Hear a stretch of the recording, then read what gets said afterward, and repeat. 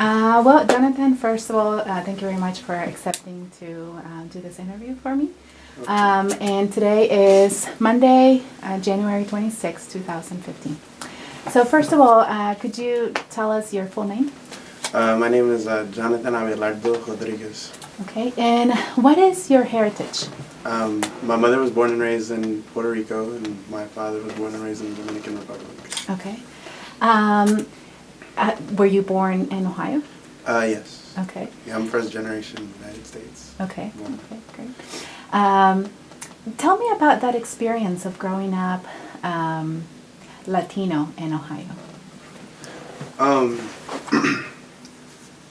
I guess a lot of people assume that like Ohio is like farms and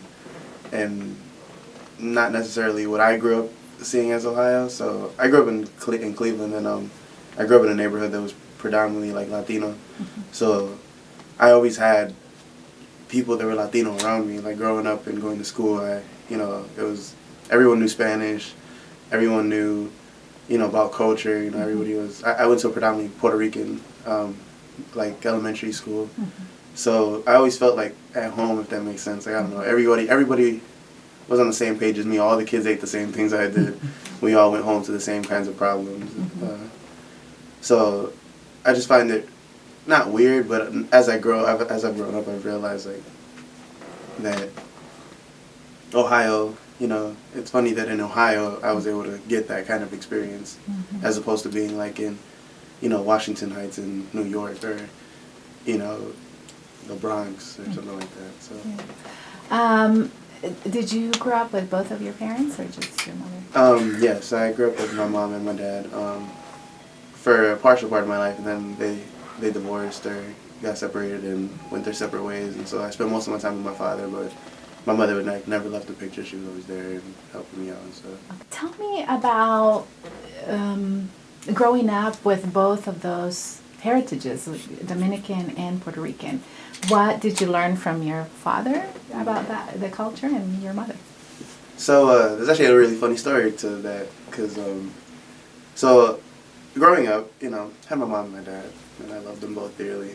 Around age 9 or 10, my mom, she kept telling me, like, there's something that I got to tell you that's, that you need to know. And at that age, I really didn't understand what that was. I'm like, well, what?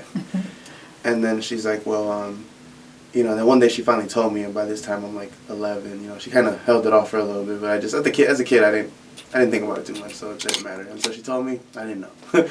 So she sat me down one day and she said, basically she's like, well, look, your father isn't your father. And I was like, what do you mean my father is not my father? And she's like, well, actually your father is X, Y, Z. Mm-hmm. She named the man whose name is actually Abelardo, my middle name. Mm-hmm. And I was like, what? What do you mean? And so the reason I bring this up is because until that time, I believed honestly in my heart that I was full Puerto Rican. I was full Boricua. And so when my mom told me that, I had a lot of new things to get used to and a lot of new ways of my life that I just didn't know before. So one of those things was that now I had to accept being Dominican. Mm-hmm. At first I hated it. Mm-hmm. I hated it because I had grown so much orgullo, for being Boricua. Mm-hmm. And to find out that I wasn't, full-blooded, Puerto Rican, it broke my heart. At first I was so mad. I was like, what do you mean? And, and there was a whole lot more reasons that I was mad, but, I remember that at one point that was one of them. So when people would say, oh, you're Dominican, huh? Or my mom would tell other people, yeah, he's Dominican. I'm like, Mom, don't say that. Like, I don't like being Dominican. But I actually have my best friend, who is like my brother. He me and him grow up since we were born, because our mothers are best friends, and they just happened to get pregnant at the same time. Mm-hmm. So he was Dominican. He was full Dominican. He loved it. So our entire lives, it was always like, oh, Dominicans versus Puerto Ricans, because I don't know, a lot of people are aware of this, but there's like a historical, like, conflict between, like, the two. Like, we just don't like each other for some reason. And so here I was, like, I was both. And my best friend is the one that actually kind of got me to accept it and be okay with, like, the fact that I was Dominican, because I started going to, when I would go to his house, I wouldn't just go to his house to see him anymore, but sometimes I would just go and just start, like, to kind of pick up on Dominican things, because after a while I was like, you know what, I gotta start accepting this. And I started realizing it was a really cool mix. So a mix that I could be proud of. So what traditions from the Dominican Republic and Puerto Rico did you grow up with, through your mom, through your family, on either side or both sides? What can you identify as, like, this is very Puerto Riqueño? Okay, man, it's just like just family times. Like we would all link up together on almost every holiday, and you know, everyone would cook. Like all my aunts would cook, all my my mother would cook. Like we'd all get together and just feast. And you know, I don't know. I feel like there weren't things that they purposely did that were either like Puerto Rican or Dominican or anything like that. And to be honest, I still haven't because my biological father, he didn't really come into my life until I was like 12, 13, you know. And when he did, like, you know, even though we were together, you know, his goal wasn't to like teach me how to be Dominican. It was just like he wanted to get to know me. So you know, he didn't try to teach me Dominican things. As time went on, I'd ask him more questions and he would answer. And but as far as my Puerto Rican side, like, what would we do? Three Kings Day. That was something that was pretty big in my house. You know, yeah, we did Christmas because everyone else did Christmas, but when Three Kings Day would come, that was a holiday we didn't forget to like mention. You know, like, oh, you know, Feliz Dia de los Reyes. You know, oh, you know, everyone in the house would be all happy. One time I tried to leave grass under my bed. My mom didn't. She wasn't playing with that. I had gotten so many gifts on Christmas, she didn't even try. For the camels. Yeah. So I used to do little things like that. Just the food I ate. Every time I'd come home, like the house always smelled like food. Like, I don't know. I think to me that's like a very Latino thing. Yeah. You know, because all my Latino friends, you know, they would come to, if you like went home first before, you know, you went out to play, you know, you'd come back out smelling like food. And so. What foods do you remember from your childhood? Oh my God, my mom used to cook everything. She'd cook, you know, arroz con andule and y pollo y carne guisada y tostones, bistec encebollado, everything. Like we used to eat like gods in my house. It was great. After my mom and dad separated, though, she had been cooking for 30 years, so she really just was sick of cooking, and so she doesn't cook as much as she used to, at all. So when I go home for the holidays, I don't have the opportunity to get some good food because my mom just doesn't like cooking anymore. But every once in a while, I'll go to her and request something. Mom, can you cook this? She'll be like, okay. So you said that you grew up very Puerto Rican in Cleveland, Ohio. Yeah.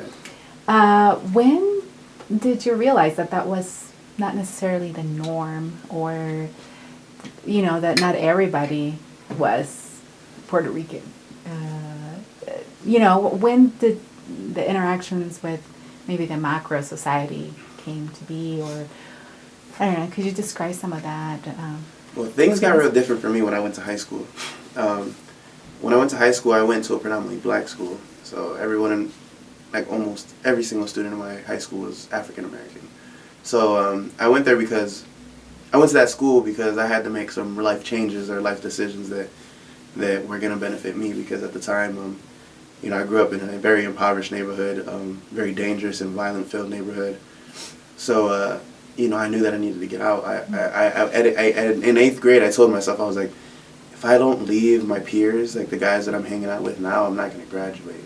Like, I just knew it. And so I was like, man, I got to go somewhere else. And so I started looking and doing my research and asking teachers, and they finally told me of this school on the east side of Cleveland. And the east side of Cleveland was foreign land to anybody from the west side. You know, I didn't know this, but for a good portion of time, like, Cleveland was like the 3rd most segregated city in the entire country. And so, you know, that's why I'm saying, like, the west side of Cleveland felt like little Puerto Rico. You know, like, you know, every store you go to, they have Goya products everywhere, you know.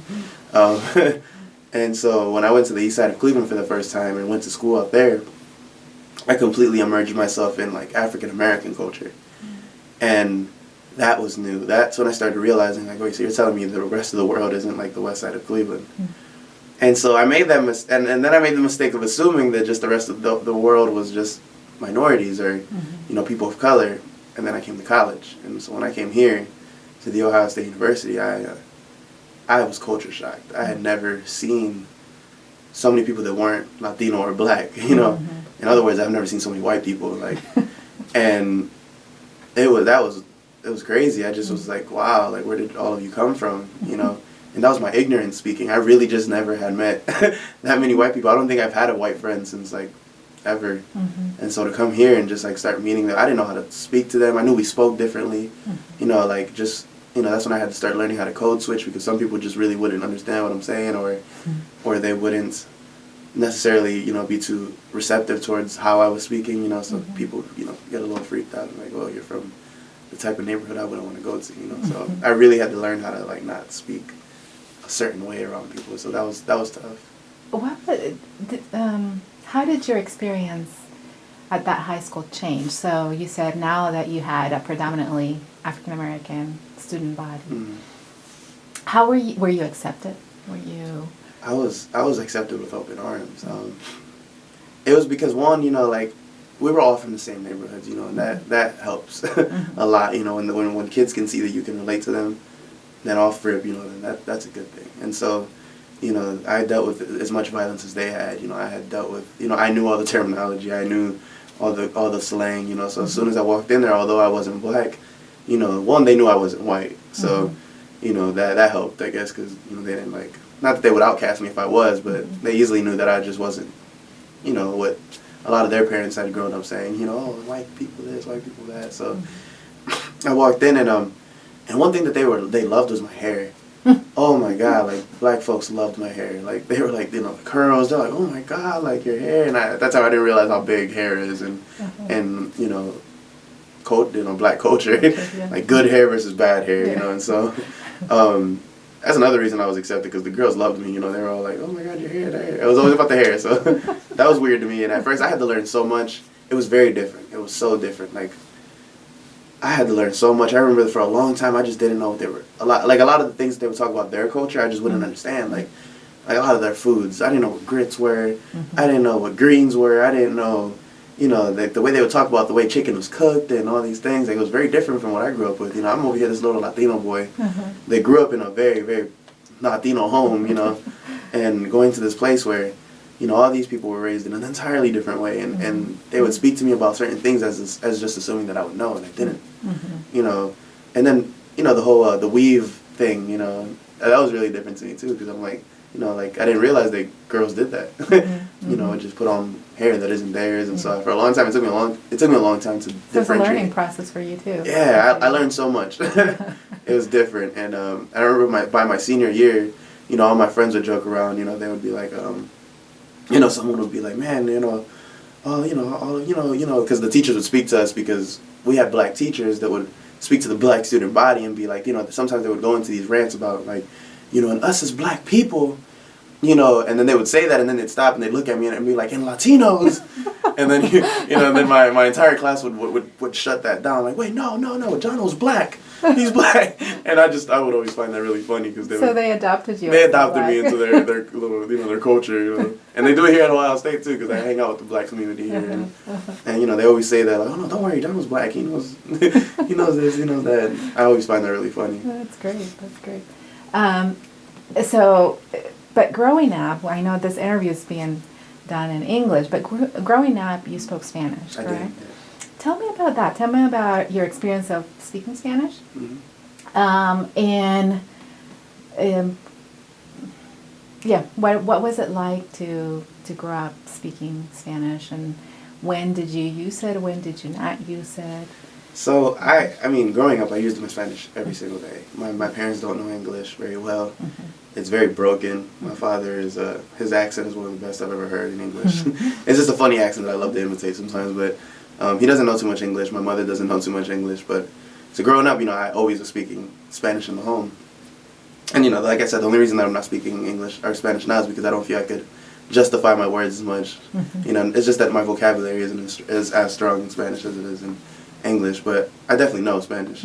So growing up, I remember that the beautiful thing about one of the things that my mom did that I really appreciated was she always put a very strong emphasis on Spanish. And she always told me, she's like, never be ashamed to speak your Spanish, you know, like, it doesn't matter where you're at, it doesn't matter who you're in front of, it doesn't matter anything, like, if you see someone that needs to be spoken to in Spanish, or if you feel like speaking Spanish, don't ever not speak Spanish just because you feel embarrassed. And that's something that I've realized like hinders a lot of like Latinos nowadays. Like they really just feel embarrassed of speaking Spanish. And so growing up speaking Spanish, like I didn't realize it then, but I'm realizing that now, just how important or just how much of a skill it is to know another language. You know, like I can communicate with an entirely different part of the world, and that's a big deal. You know, and to me it's so normal because I've done it my whole life. I've never known anything else but Spanish and English, and so it was good because, you know, going out to places, and then especially when I started going to a school that was foreign, you know, especially like when my high school years and then college, you know, I come to a place where and people aren't like me all the time, and so it's kind of something you could talk to people about, and when the people realize that you know another language fluently, it's something that impresses people. It's something that people think is fascinating, and to me, it's just normal. So I like it. I know you wrote something for the paper and for my class, and you talked about Spanish, and you said more. You said more about the intimacy of Spanish in your life. So tell me about that. What do you think that does to you or to people that... Spanish is just home to me. And it's like, when I speak to my mother, if I'm not speaking to her in Spanish, I don't feel right. You know, it's like I don't feel like I can communicate with her as well as I can communicate with her in English. It's almost the complete opposite of what's going on now, you know. Because when I talk to my mom, it's like, I don't know, it's like sometimes when I get that phone call from her or my father or just the relatives, you know, I'll pick up, and the moment I start speaking Spanish, it's like I feel like a piece of home is just like there, and like I also feel that basically, like, you know, like Spanish is such a part of home that like there's some things that I just can't do as intimately if I don't speak in Spanish. Like, for example, when I pray, you know what I'm saying, because I'm religious, and so I'm a Christian, and when I pray, it's like I pray in Spanish. I've always prayed in Spanish, and I don't know why. That's something that I sometimes look at. It's like, if I can be so intricate in English, and I sometimes feel that I'm not as intricate in Spanish, and although I know that that's not always true, like I know I can express myself in Spanish if I needed to, but it's like I don't understand why I always pray in Spanish, but it just feels right. What other activities? That's unique. What other activities do you do only in Spanish? Because, I mean, I have to say, like counting, I only count in Spanish. Yeah, and I can't do math in English.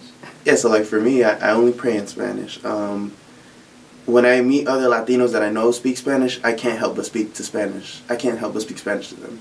It's like if I know that we're out in the streets, and, you know, like if I want you to do something, like I don't know, it's natural, like it just comes out. I have a friend named Cesar, and he's Salvadoreño, and so every time me and him are in public, you know, he's like my best friend here on campus, and every time me and him are out in public, like me and him just can't help but speak Spanish to each other. Sometimes I'll do it to me, and sometimes I'll do it to him, and we always have to warn people that are around us, like, please don't think that we're speaking about you. It's just that it's so natural for me and him to speak Spanish that like it just comes out, you know, and sometimes, like, you know, people be looking at us like we're talking about them or we're talking about someone around us, and that's not the case. It's just that he was just telling me to, hey, you know, we got to do this later, or hey, you know, your shoe's untied, or, you know, and he just says simple things in Spanish, you know. And, you know, I don't know. Spanish is just a piece of home. It always has been. And as much as English as I know, it just doesn't do the same for me as it does in Spanish. Like, I don't know. I always feel right when I'm speaking Spanish. Okay. You mentioned your mother. And from other conversations that you and I have had, I get that she's a very special person in your life. Can you tell me about her? My mother's a piece of work. My mother is one of the craziest people I know, and I mean that like in the greatest, funniest way possible. Because my mom's spontaneous. Like that's where I get my spontaneity from. Like, because I'm a very spontaneous person. Like I'm not afraid to take on new things. I'm not afraid to. I'm like, I've been thinking about moving to London after I graduate. You know, so like that's how spontaneous I am. And she can do that. You know, I got that from her. My mom is she's very social, like, so, you know, she knows how to make friends. She can move anywhere. Like, she can move to a, like, funny story, she moved to Tampa one time when we were all young, and she just took my sister with her, and they moved to Tampa. She didn't know a soul out there. She didn't know anything about the place, but she just went, made friends, ended up coming back with friends that she brought back, and you know, stuff like that. But she's also one of the best cooks in the Latin community back home, like everyone comes to my mom about something, you know, like, can you cook for us at this event, please, please, please? And my mom's just like, no, no, no. And my mom can also be a meanie sometimes, but she can also be a good, you know, she can just be the good Samaritan that helps everyone. I don't know, I just like, the reason I say my mom was just so crazy is just because there's so many things that I've experienced with her, and so many things that me and her have been through, and so many things that she's put me through, and like, I have such a like history with my mom that I don't think I get, like, and I don't feel like a lot of kids have the kind of history I have with my mom, and so it's just funny because every time I'm with her, it's like me and her can really talk about anything, and it's been like that for a long time, and that's why I don't know, my mom is special to me because although I know that she's not perfect, like, that's why I love her, you know. Yeah. That's great. So you came to Ohio State. This is your second year, correct? It's my third year. The third year, yes. Tell me about coming to OSU. And you mentioned briefly about sort of the differences in terms of the student body that was here that you encountered. Tell me about maybe what does it mean for you to be here at Ohio State, and also the type of activities and groups that you are engaged with. So being at Ohio State is amazing to me. Like, I wish, and I understand that kids don't appreciate certain things the way I appreciate certain things, you know. I come from humble beginnings, and so when I'm here, it's like no one can take me down or snap me out of this like natural high that I'm in when I'm here, because I'm just so happy to be on this campus. Like, you know, just, I don't know, like growing up, and like when I was growing up, you know, I had to see a lot of things that I don't think kids should have to see. And so, you know, like I've had my friends pass away back home, and just to violence, you know. I've had friends go to prison like at very young ages. All my friends that were females were pregnant at a certain age, you know. I had to fight for my life growing up, like, you know, I'd get jumped all the time. That's just the neighborhood I lived in, you know, like there was Crips, there were Bloods, there were Folks, there were Latin Kings, like there were all these gangs that like people don't understand are really about just causing mayhem for no reason. And so growing up in that kind of environment where there's nothing but drugs and guns, and I'm talking about like in middle school, like I would see kids having guns, my friends, and that was like at the time, like that was scary. That was scary. And so I've almost been killed on multiple like occasions, you know.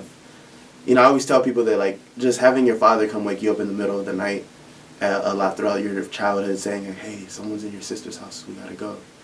And you know, and then I'm like, oh man, so I'd have to get up and start grabbing machetes and you know, and Louisville Sluggers to go fight off some burglar. You know, that's not normal.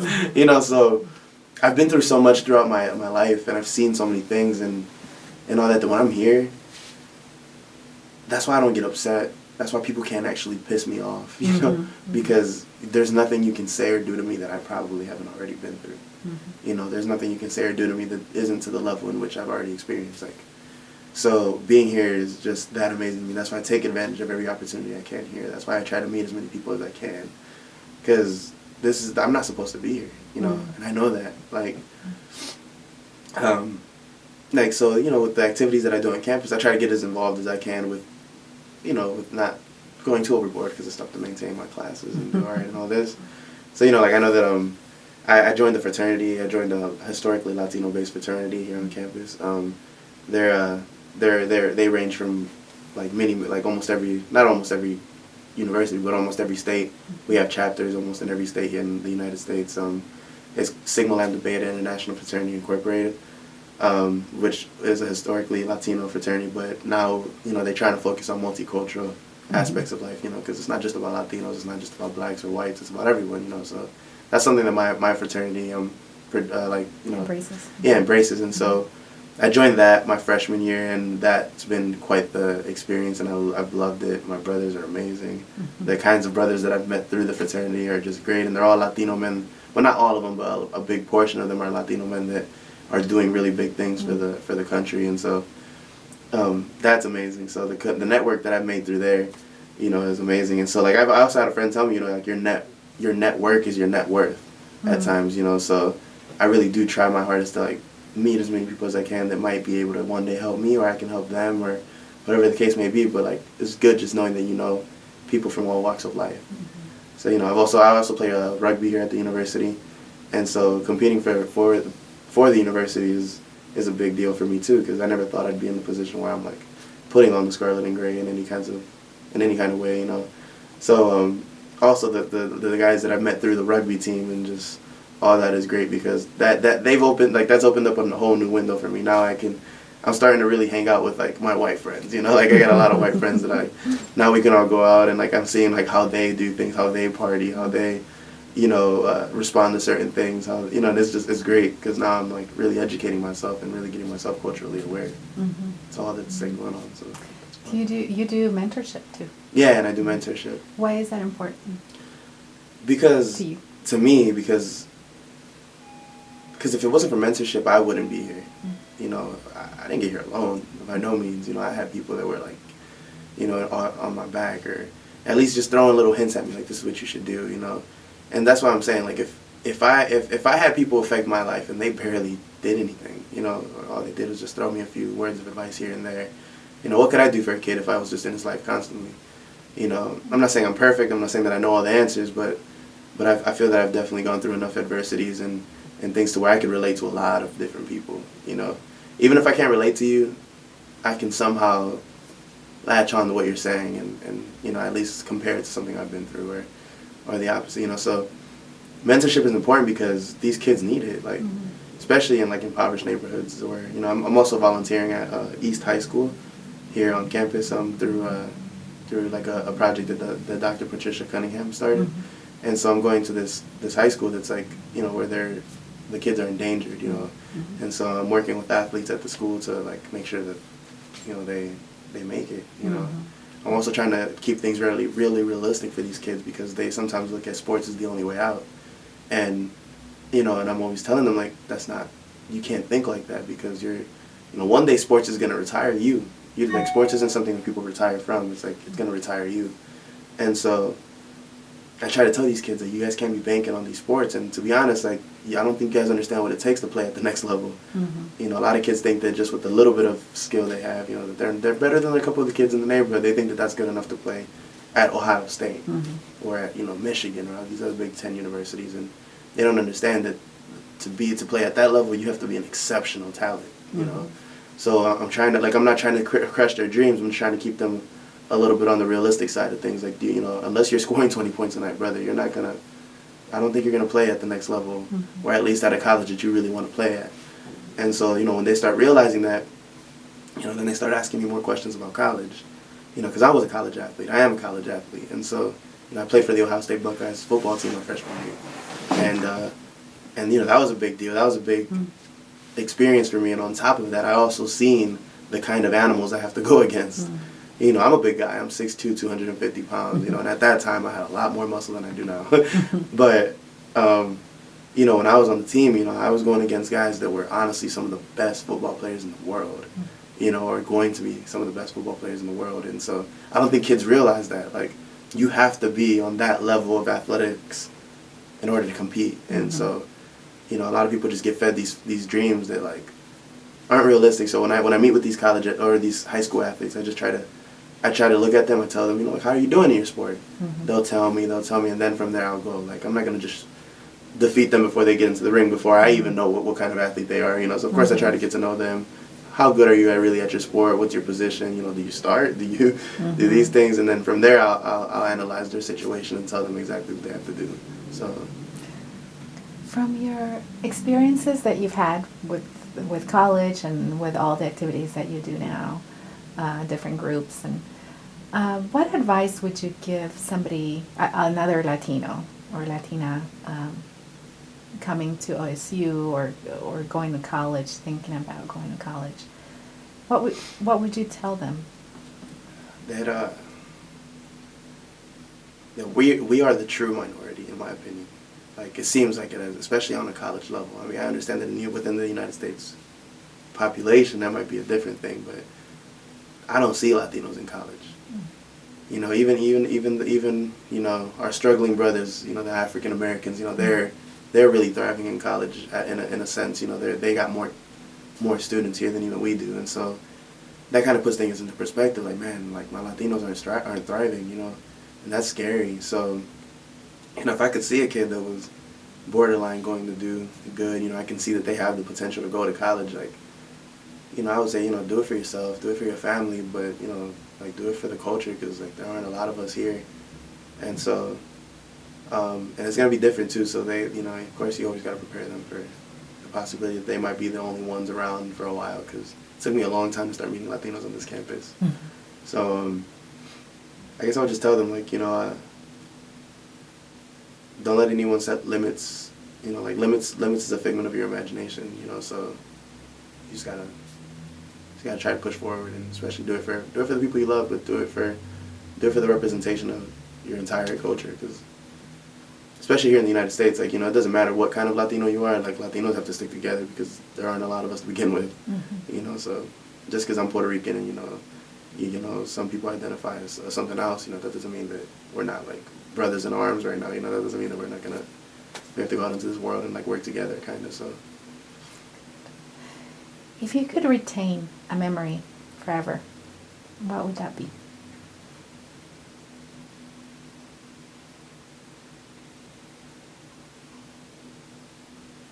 Be from your childhood, from an experience in college you've had.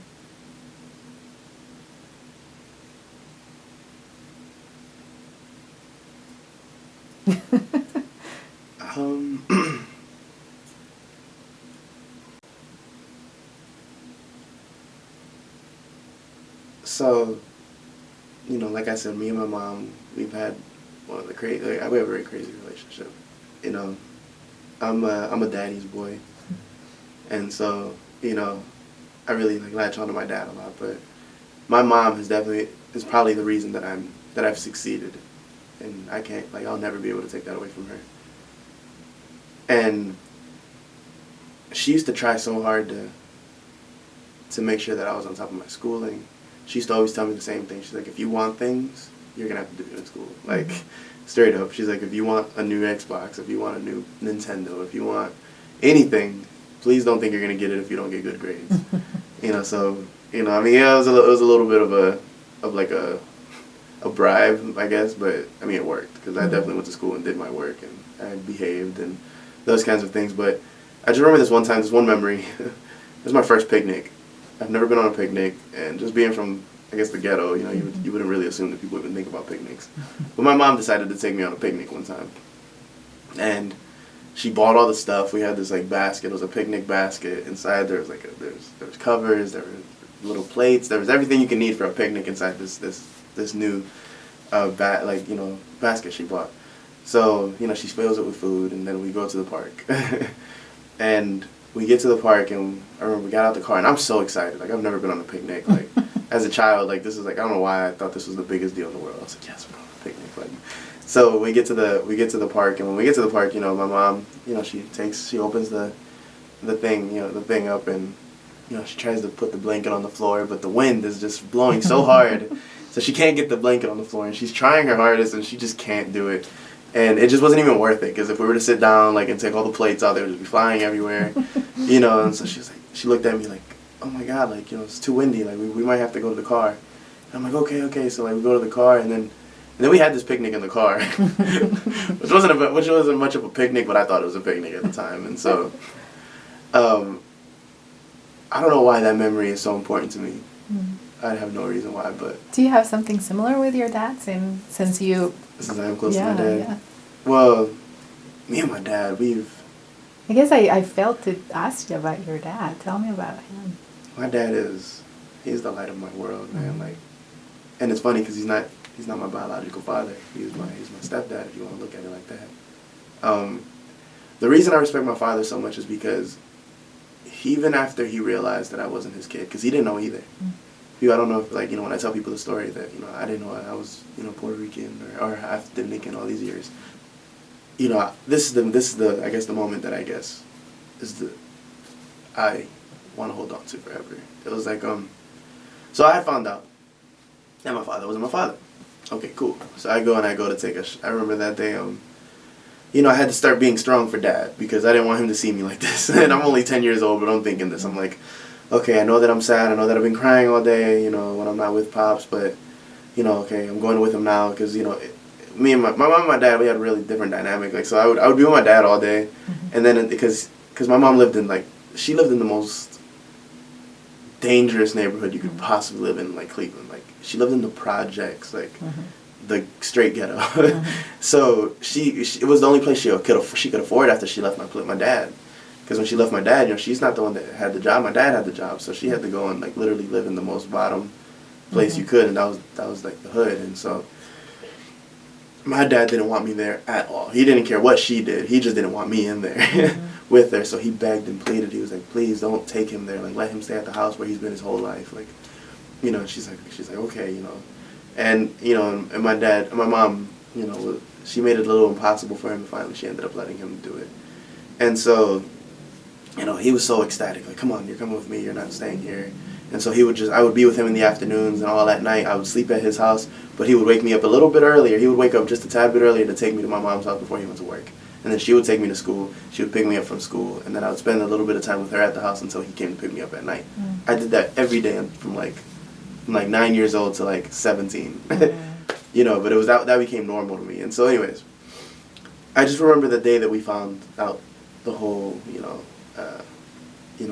we're not related, I remember I found out, and then 2 days later, I guess she told my dad. And by this time, I've been being strong for Dad. When I was alone, I'd cry, but when I was with Dad, I'd man up, and my machismo would come out. And so, because I just didn't want him to see me like that. I didn't want him to think anything differently. And so, I remember I had just had a family member lose a child to drowning in the bathtub. So, my dad was so scared, thinking anything would happen to me in the bathtub. So he would always tell me, he would always, after we found out, he was like, all right, go take a shower. When you're in the shower, call me, and then I'm just going to come in and just sit in there. So, so that's what we did for about a month out of my childhood, I remember. And so, but this is the same month that he found out. So we're doing this on a normal day. And like I said, it wasn't really normal for me because I knew what I knew, but he didn't. So he tells me, go take your shower, and then just call me when you're in the shower. I'm like, all right. So I'd go in there and get ready to take a shower. I'd jump in the shower. I'd close all the things, and I'm showering. And then I'd always be like, Papi, I'm ready. I'm ready. And then he would come in, and he would just sit on the he would just put the toilet, make it a seat, and then just sit there and just kind of just make sure I don't drown. So just making sure he's not hearing. Yeah. So he's sitting there, and then he would always just read his Bible, because my dad's not extremely religious, but he's very in touch with God, So he would just read his Bible, and then I would just be like, Papi, I'm ready, and I'm done. And then he'd be like, okay, and as soon as he heard me turn the water off, he felt better. He was like, okay. He'd leave, he'd let me get ready, and then so this particular day, it was a Friday night, and so we were supposed to watch a movie. We were having a movie night, and it was this movie that he had gotten from one of his friends at work. It was this bootleg of the movie Gothica. All right, so Gothica was a movie with Halle Berry, in which I don't remember really because I was really scared of scary movies at the time, but I still decided to watch this one. So I was covered up the whole time. I don't really remember the plot, but so this particular day, he had promised me a movie night, so I was excited for this movie night, regardless of what I knew. I know I was sad, but this was making me happy. So so he was just like, all right, go take a shower. So I went and took a shower. I jumped in, and I was like, all right, Papi, I'm ready. So he comes in, he said he does the regular routine, he sits down, and then I'm showering, and then I start hearing my dad laughing, and I'm like, why is he laughing?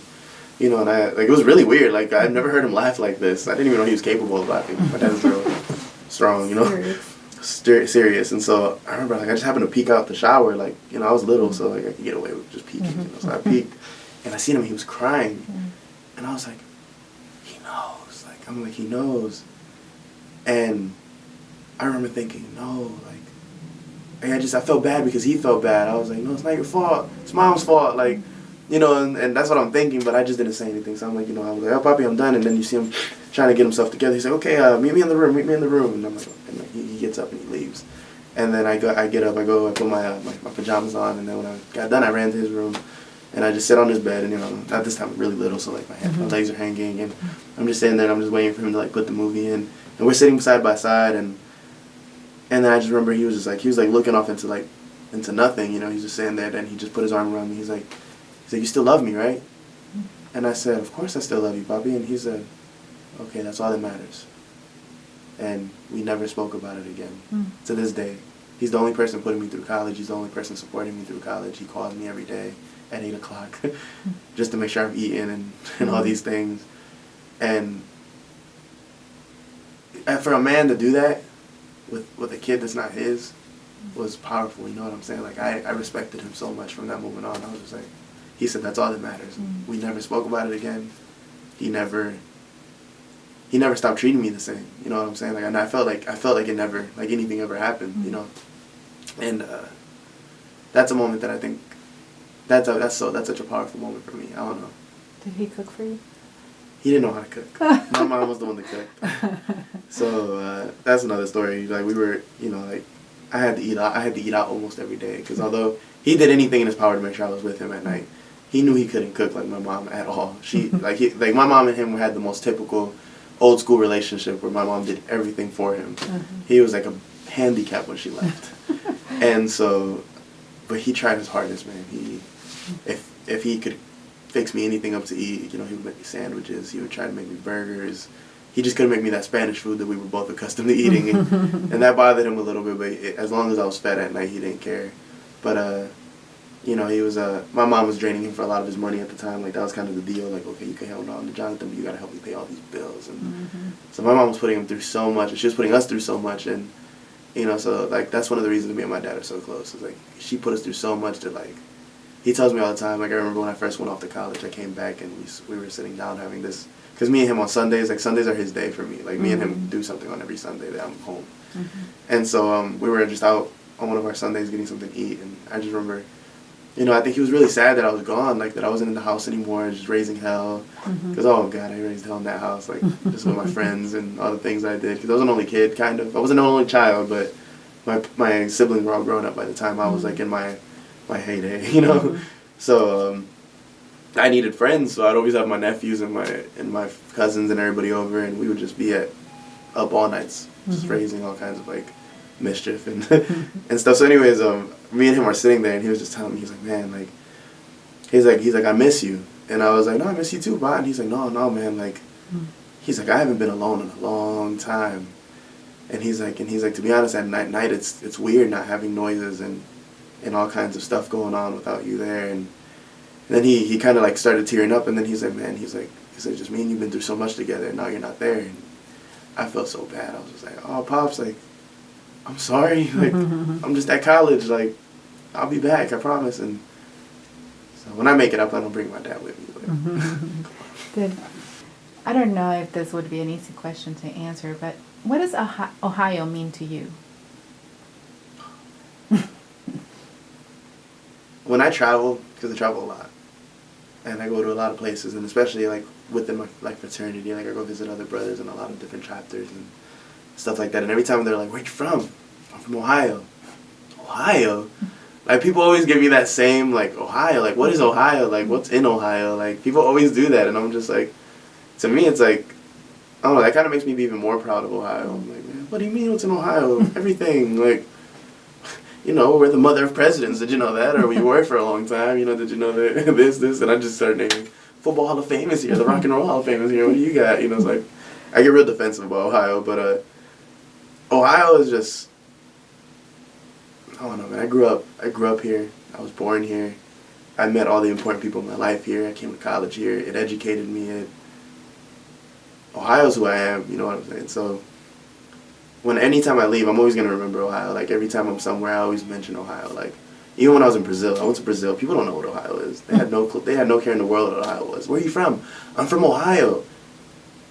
I thought you were from America. No, I am from America. It's just a state in America. And they're like, oh. And they never know. And then I'm like, oh, where LeBron James plays.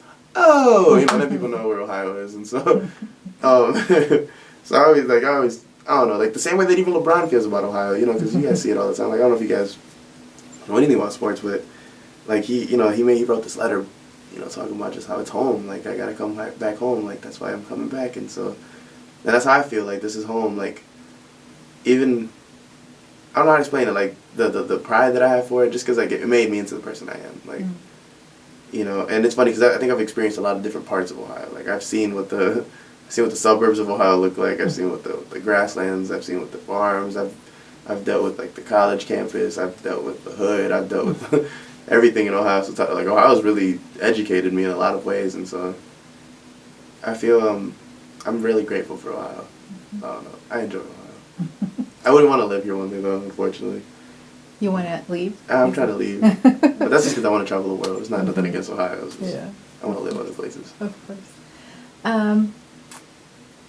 Jonathan, in 20 years, what would you like your kid, or 20 or more years, what would you like your kids or grandkids to know about you?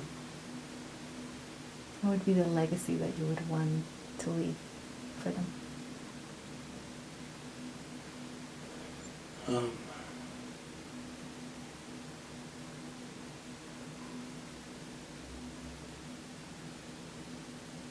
I would want my kids to know that the thing that I would want them to know about me is that I lived my life for them. Like, I want them to know that there's a person out there that cares more about them than they care about themselves. Especially because of the kind of impact that my father had on me. I always tell people my only goal in life is to ever have someone love me the way I love my dad. You know, and the day that I know that I have that, the day that I know that there's a person out there that really looks up to me and thinks of me the way I look at my father, I think that's all I need. I don't know. That's what I want for my kids. I want them to know that I love them, and I want them to know. I want to do everything I can for them, and then I don't know. I just want them to know that for them I was willing to do anything, but then I also want them to know that for like other people I was willing to do a lot too. You know, because I do want to help all communities, especially my community, like my Latino community, out when I get older. So I just want them to know that I was a selfless person. Not completely selfless, because of course I have my selfish ambitions, you know. But I do plan on taking as many people along the way to the top as I can. You know, that's one of the because I'm really big in loyalty. You know, I know that there's a lot of people that have helped me along the way, and I'm gonna do my best to make sure that they know that I appreciate what they've done for me. You know, and I mean, of course, I'm not gonna just give away all the money I've ever earned, or I'm not gonna do anything crazy like that. But if I can ever help any kind of person in any kind of way, I plan on doing that. So. Is there anything else I haven't asked you that you would like to add to this interview?